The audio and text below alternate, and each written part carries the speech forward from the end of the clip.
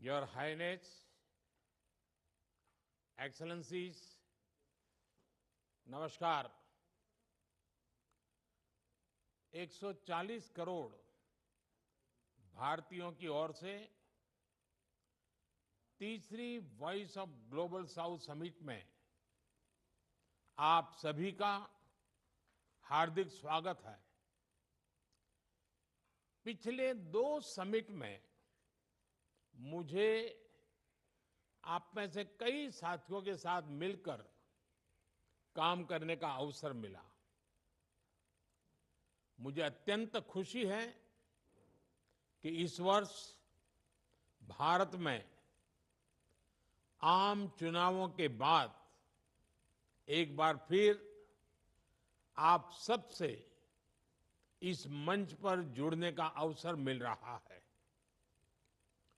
Friends, 2022 में जब भारत ने G20 अध्यक्षता संभाली तो हमने संकल्प लिया था कि हम G20 को एक नया स्वरूप देंगे। Voice of global south summit एक ऐसा मंच बना जहां हमने विकास से संबंधित समस्याओं और प्राथमिकताओं पर खुलकर चर्चा की और भारत ने ग्लोबल साउथ की आशाओं, आकांक्षाओं और प्राथमिकताओं पर आधारित G20 एजेंडा तैयार किया। एक समावेशी और विकास केंद्रित अप्रोच से G20 को आगे बढ़ाया। इसका सबसे बड़ा उदाहरण वह ऐतिहासिक क्षण था जब अफ्रीकन यूनियन ने G20 में स्थायी सदस्यता ग्रहण की। फ्रेंड्स, आज हम ऐसे समय में मिल रहे हैं जब चारों ओर अनिश्चितता का माहौल है।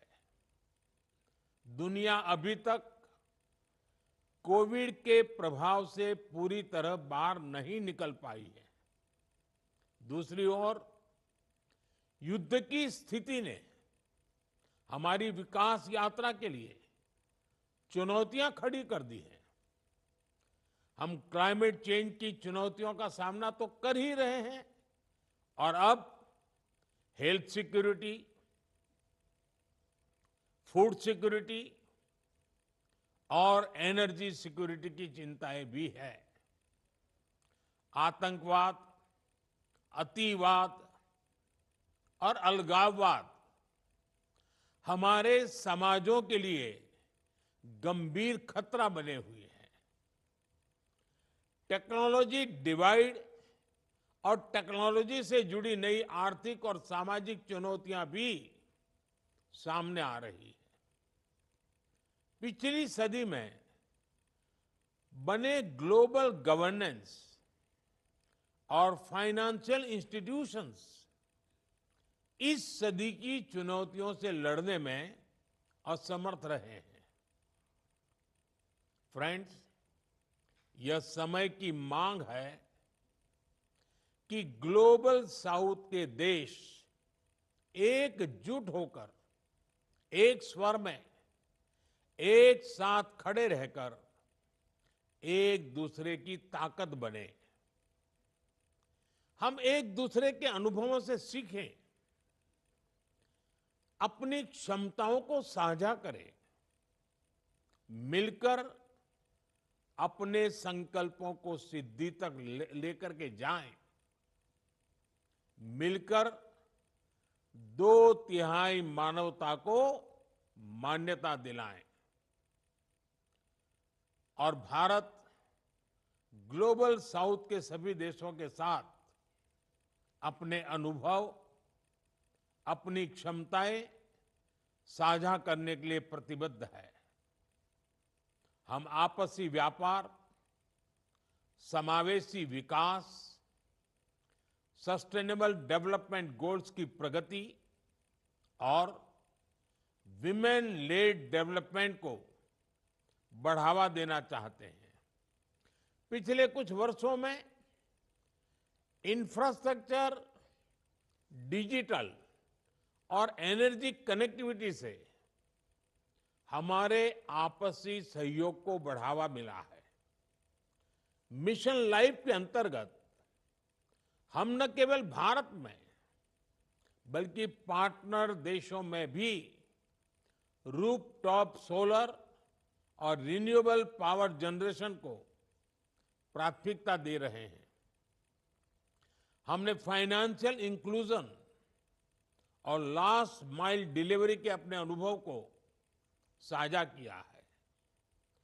ग्लोबल साउथ के विभिन्न देशों को यूनिफाइड पेमेंट्स इंटरफेस यानी यूपीआई से जोड़ने की पहल की है।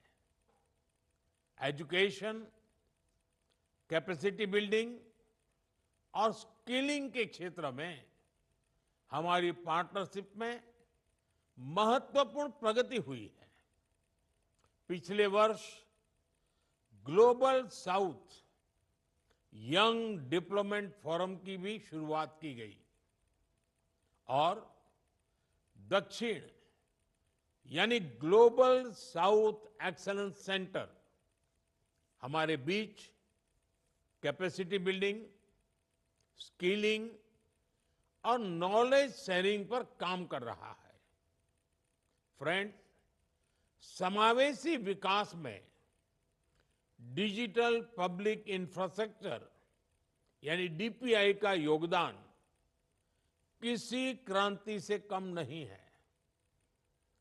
हमारी G20 अध्यक्षता में बना ग्लोबल डीपीआई रिपोजिटरी डीपीआई पर अब तक का पहला मल्टीलेटरल कॉन्सेंसस था।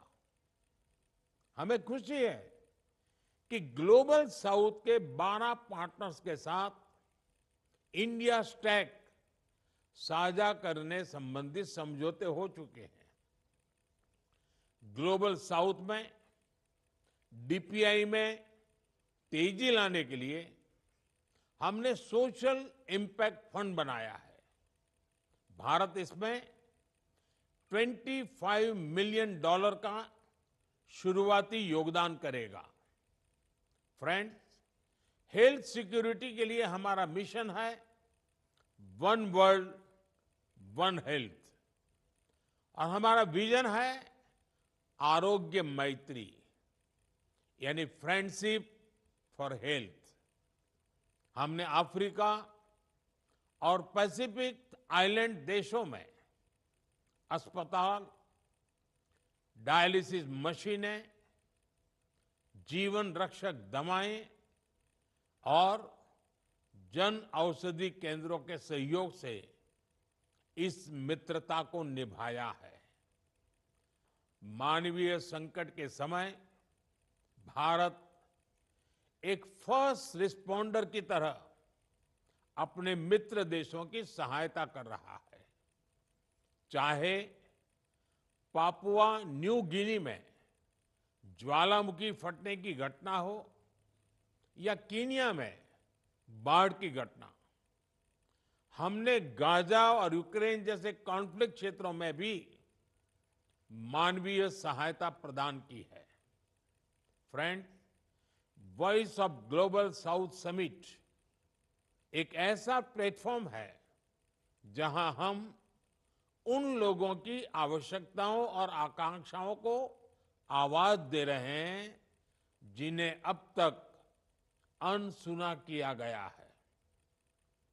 मेरा मानना है कि हमारी ताकत हमारी एकता में है और इस एकता के बल पर हम एक नई दिशा की ओर बढ़ेंगे। अगले महीने यूएन में समिट ऑफ द फ्यूचर हो रही है। इसमें पैक्ट फॉर द फ्यूचर पर बात चल रही है।